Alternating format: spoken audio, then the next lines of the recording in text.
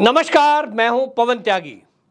आजकल Bharat G20 summit की अध्यक्षता कर रहा है और इस अध्यक्षता में भारत में दुनिया के 17 देशों के डेलीगेशन आए हुए हैं। वो सब यहां आकर के भारत की उभरती हुई अर्थव्यवस्था, ग्रीन एनर्जी और जिस तरह से भारत ने कोविड में प्रबंध किया है और उसके अलावा जो डिजिटलाइजेशन किया है भारत सरकार ने, उस डिजिटलाइजेशन के बारे में भारत से विश्व सीख रहा है कि आपने किस तरह से विश्व की सबसे बड़ी आबादी होते हुए लाखों करोड़ों खाते खुलवा दिए, करोड़ों रुपए ट्रांजैक्शन कर दिया, भ्रष्टाचार को खत्म कर दिया। और इसी कड़ी में ये G20 समिट का जो पर्यावरण विभाग है, उसके अलावा यहां आपको बता दें कि पर्यटन को लेकर भी बहुत ज्यादा उत्साह है, क्योंकि भारत जब 2014 के बाद से जिस तरह से भारत की सरकार ने यानी मोदी सरकार ने पर्यटन को बढ़ावा दिया है, यह अपने आप में एक उदाहरण है।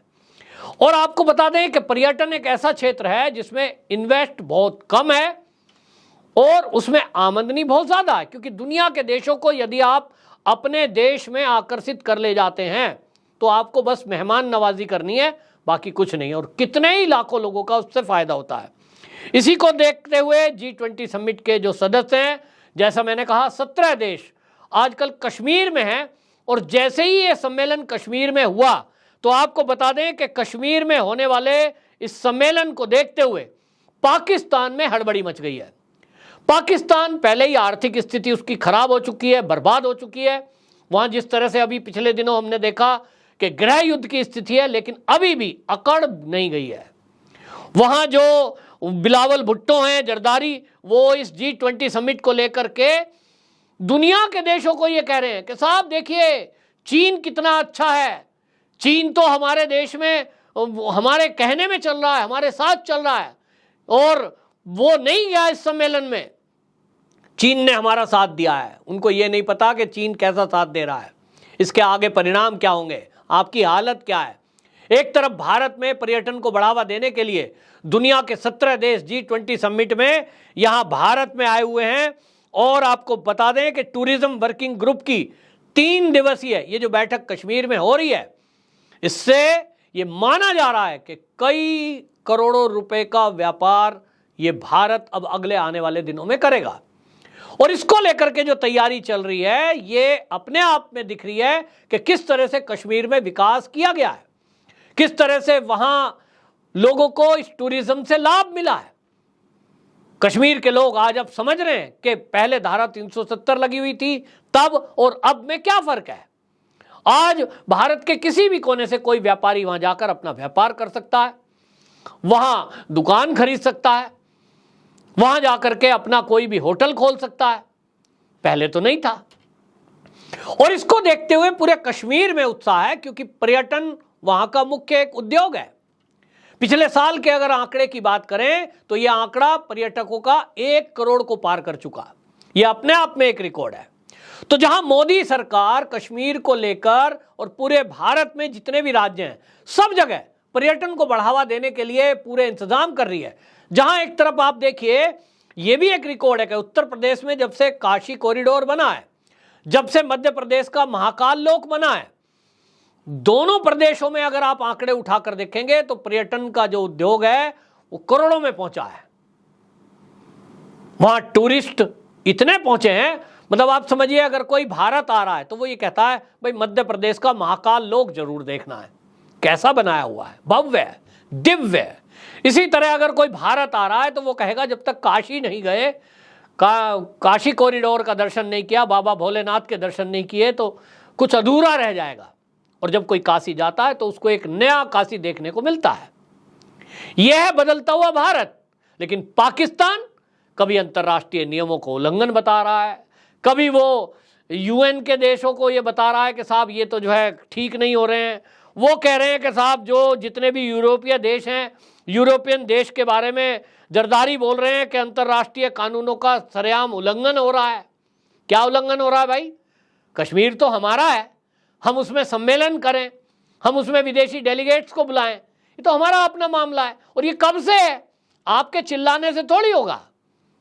आप कितना भी कुछ राग अलापें, कश्मीर में आप देखिए क्या कहते हैं बिलावल भुट्टो जरदारी, क्या कह रहे हैं? कह रहे हैं कि साहब अंतरराष्ट्रीय समुदाय जो है वो भारत की बर्बरता पर आंखें बंद करे बैठा है। इनको कश्मीर में बर्बरता दिखाई दे रही है, इनको पाकिस्तान की बर्बरता नहीं दिखाई दे रही, इनको पीओके में बर्बरता नहीं दिखाई दे रही। रिपोर्ट्स तो यहां तक हैं कि पीओके के लोग भी चाहते हैं कि भारत का जो सम्मेलन हो रहा है G20 समिट, ये पीओके में भी हो, क्योंकि अगर वहां होता तो कश्मीर की तरह वहां भी विकास होता, वहां भी पर्यटक जाते, उनके जेब में भी पैसे जाते, उनके भी हालात सुधरते। पाकिस्तान के चलते तो ये नहीं हो पा रहा है, लोग भूखे मर रहे हैं। एक एक रोटी 40-40 रुपए की मिल रही है, टमाटर 200-300 रुपए किलो हो गया है, दूध मिल नहीं रहा है, मोहताज है वहां एक एक चीज के लिए, और वो आंख दिखाते हैं कश्मीर को लेकर के। तो आप बैठे रहिए, लेकिन ये तो तय है कि जो G20 समिट है उसमें जो नेता यहां आ रहे हैं, जो डेलीगेट्स आ रहे हैं, आपको बता दूं कि आपको लगता होगा कि आखिरकार वो कर क्या रहे हैं, तो आपको बता दूं कि मोटे रूप से जो जानकारी है सरकार की तरफ से, एक तो ग्रीन एनर्जी के बारे में वो भारत में सीख रहे हैं कि किस तरह से हमने 20% एथेनॉल मिलाने का जो फैसला लिया है, और जिसके कारण से हम उस ग्रीन एनर्जी पर बैटरी के वाहन लागू कर रहे हैं। सरकार का आप पॉलिसी देख रहे हैं, कई राज्यों ने घोषणा कर दी है कि यदि आप व्हीकल खरीदते हैं तो आप व्हीकल लेंगे तो उसमें 1 लाख की सब्सिडी दी जाएगी, कहीं 50,000 की सब्सिडी दी जा रही है। कंपनियों को किस तरह से स्टैंड करना है, उनको पेट्रोल या डीजल के बजाय बैटरी के वाहन बनाने के लिए प्रेरित करने के लिए मोदी जी ने जिस तरह के इनिशिएटिव लिए, बैंकों से उनके लिए व्यवस्था कराई, विदेशों से टेक्नोलॉजी लेकर के आए, तो आज टाटा हो या महिंद्रा, इतनी गाड़ी बन रही है बैटरी की और धड़ाधड़ बिक रही है, वेटिंग में है नंबर। तो दुनिया देख रही है कि हम तो अभी ग्रीन एनर्जी की बात ही कर रहे हैं, हम तो एनर्जी एफिशिएंसी की अभी बात ही कर रहे हैं, भारत ने तो उसे तेजी से इंप्लीमेंट कर दिया। तेल के मामले में हम सऊदी से तेल मंगाते थे, उसका भी समाधान मोदी ने निकाल दिया कि रूस से कच्चा तेल लेना है, उसको यहां रिफाइंड करना है, और रिफाइंड करके फिर दुनिया के देशों को बेच रहे हैं। हमारे यहां तेल नहीं है, तेल रूस दे रहा है, और कच्चे तेल को रिफाइंड करके हम विदेशों को बेच रहे हैं, उससे डॉलर कमा रहे हैं। यह है मोदी का दबदबा। मोदी जी के पैर कोई यूं ही नहीं छू रहा है।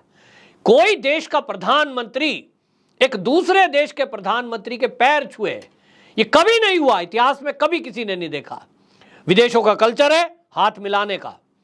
लेकिन जिस तरह से आपको बता दें कि पपुआ न्यू गिनी के जो प्रधानमंत्री हैं जेम्स मारोपे, उन्होंने जिस तरह से मोदी जी के पैर छुए, शुरू में तो हम देख के भी मैं वीडियो को ये सोच रहा था कि भाई उसको लगा होगा कि एक सफ़ेद दाढ़ी के बुजुर्ग टाइप मोदी जी हैं, मैं थोड़ा उनसे कम उम्र का हूं, मेरे बड़े हैं, इसलिए भारत में पैर छूने की बड़ों की परंपरा है। शायद उसे लगा होगा कि मोदी जी को उनकी परंपरा से मैं स्वागत करूं, इसलिए पैर छू दिए मोरपे ने। लेकिन बाद में पता लगा कि वो पैर केवल एक प्रधानमंत्री ने नहीं, उनके साथ जितना मंत्रिमंडल था, जो सांसद थे, वो सब पैर छू रहे थे। और ये जब सब पैर छू रहे थे तो जो भारत के पत्रकार वहां गए हुए थे वो आश्चर्य में रह गए कि ये हो क्या रहा है। आपको स्वागत करना था, यहां तक ठीक है, लेकिन जनता भी पैरों में झुक रही है। दंडवत प्रणाम वहां के नागरिक ने कर दिया। तो पत्रकारों की जो ये अंदर से एक उत्सुकता जागी कि आखिरकार इसके पीछे का कारण क्या है, पूछते हैं। तो प्रधानमंत्री से ही पूछ लिया, जो जेम्स मारोपे हैं, कि सर आपने जो मोदी जी के पैर छुए, इसके पीछे का रीजन। तो उन्होंने जो बात बताई वो दुनिया देख रही है, दुनिया सुन रही है, और इसीलिए मोदी जी का सम्मान है। उन्होंने कहा कि जब कोरोना काल आया, हमारे पड़ोस में चीन है, हमें उम्मीद थी कि चीन हमारी दवाई से और वैक्सीन से मदद करेगा, हमें उम्मीद थी कि महाशक्ति में अमेरिका है, वो शायद हमारी मदद करेगा, लेकिन किसी देश ने हमारी मदद नहीं करी, हमको छोटा समझकर छोड़ दिया। उस समय में मोदी ने हमारी मदद की और पूरे देश को दवाई और वैक्सीन दी। आज जो हमारे देशवासी जिंदा हैं वो मोदी जी की वजह से हैं, और इसलिए हमने ये हमारे दिल में अंदर से इनके लिए ये सम्मान है। ये जो सम्मान है ये दुनिया के किसी नेता को ये पैसे से नहीं मिल सकता। तो पाकिस्तान सवाल उठा रहा है, लेकिन उसको मुंह की खानी पड़ रही है, क्योंकि अब तो अमेरिका के राष्ट्रपति जो बाइडेन खुलेआम मोदी जी को कह रहे हैं कि भैया मैंने तो इनको डिनर पे इनवाइट किया, मेरे तो रिश्तेदार, मेरे बाकी लोग इनसे मिलने को तरस रहे हैं, मुझे ऑटोग्राफ दे दो मोदी जी, आप इतने लोकप्रिय हैं। ऑस्ट्रेलिया के प्रधानमंत्री कहते हैं मोदी इज द बॉस। तो सुने, पाकिस्तान ने सुना तो बिलबिला गया। चीन जो देख रहा है इन दृश्यों को, वो बिलबिला गया है कि ये क्या हो गया, मैं तो भारत को बर्बाद करना चाहता था, मैंने अपने पिट्ठू भी लगाए भारत में, कोल राजनीतिक दलों को फीड किया, मैंने उनको फंडिंग करी कि भाई देश को बर्बाद कर दो, आर्थिक स्थिति बर्बाद कर दो, लेकिन भारत तो तरक्की करता जा रहा है। तो मोदी का वो सोच रहा था कि वो मोदी को डिफेम कर देंगे, बदनाम कर देंगे। कोई लोग चीन के इशारे पर मोदी जी की डिग्री पर सवाल उठा रहे हैं, कोई अनपढ़ बता रहा है, कोई उनको अनपढ़ राजा बता रहा है, कोई कह रहा है मोदी जी पढ़ा लिखा नहीं है, कोई उनको चोर बता रहा है, कोई उनको घोटालेबाज बता रहा है।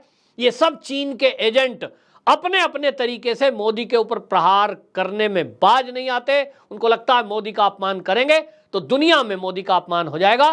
लेकिन भारत के ये लोग एक्सपोज हो गए हैं, जो मोदी को अपमानित कर रहे हैं, मोदी पर सवाल उठा रहे हैं, और इनका मोदी जी का कदम इतना बड़ा हो गया है कि जब दुनिया की बड़ी बड़ी महाशक्ति, सोचिए अमेरिका के राष्ट्रपति खुद G7 सम्मेलन में खड़े होकर ये कहें कि मोदी जी इतने लोकप्रिय हैं कि मेरे देश की जनता मुझसे कह रही है हमें भी उस रात्रि भोज में शामिल कर लो, मैं भी इनके ऑटोग्राफ लूंगा। ऑस्ट्रेलिया के प्रधानमंत्री ने सरेआम कहा है मोदी इज द बॉस। अब ये जो भारत में बैठे हुए सपोले हैं, जो देश को खोखला करने में चीन के इशारे पर लगे हुए थे, इनको तो मानो काटो तो खून नहीं, लेकिन ये अपनी हरकतों से बाज नहीं आएंगे। देश को समझना है, जिस तरह से मोदी जी की नीति, जिस तरह से विदेश नीति, इस पर मोदी जी चल रहे हैं। आप देखिए कि कश्मीर के अंदर कोई सोच सकता था कि विदेशी डेलीगेशन कभी जाकर वहां एंजॉय करेंगे, पर्यटक के क्षेत्र की वहां बैठ करके मीटिंग होगी। तो ये हुई है। और आपको बता दूं कि केवल 3 देश ऐसे हैं जो भारत के, क्योंकि 20 देशों का ये ग्रुप है जिसको G20 20 से ही नाम दिया गया है, उसमें 3 देश शामिल नहीं हुए हैं। एक उसमें चीन है, एक इसमें टर्की है, और तीसरा सऊदी अरब है। ये ना आए कोई फर्क नहीं पड़ता। अपने पास 17 देश ऐसे इस सम्मेलन में आए हैं जिनको लगता है कि भारत की जो अर्थनीति है, जिस तरह से भारत विश्व की 5वीं सबसे बड़ी आर्थिक स्थिति पर पहुंचा, जिस तरह से भारत ने डिजिटलाइजेशन किया भारत में, जिस तरह से भारत में आपको बता दूं तो 9 वर्ष के अंदर अंदर 55 करोड़ खाते खोले गए, 55 करोड़, और 28 लाख करोड़ रुपए उसमें ट्रांजैक्शन हुआ, डायरेक्ट ट्रांसफर हुआ है। इसी तरह आपको बता दूं 1 लाख करोड़ रुपए के भारत में बने हुए हथियार भारत ने एक्सपोर्ट किए हैं। अभी तक तो बाहर से मंगाए जाते थे। ये मोदी हैं, आत्मनिर्भर भारत और स्वदेशी के मूल मंत्र पे चलने वाले। जब G20 या G समिट कोई होगा तो वो POK में होगा, और हम करेंगे और पाकिस्तान रोक के दिखाए। ये भारत की जनता की आवाज़ है, ये POK की जनता की आवाज़ है कि मोदी जी यहाँ भी सम्मेलन करें। तो अब इसकी तैयारी होनी है। पाकिस्तान तो अपने यहाँ रोटी और आलू और दूध की व्यवस्था करे बच्चों के लिए, इधर की चिंता छोड़ दे। भारत जिस तरह से तेजी से बढ़ रहा है, उसको ना पाकिस्तान की सपोर्ट की जरूरत है, ना चीन की सपोर्ट की जरूरत है। आत्मनिर्भर भारत, उभरता हुआ भारत अपने आप में विश्व गुरु बनने की तरफ तेजी से चल रहा है, और उसे कोई नहीं रोक सकता। आपकी क्या राय है कमेंट बॉक्स में जरूर बताएं, और वीडियो को भी शेयर करें। वंदे मातरम।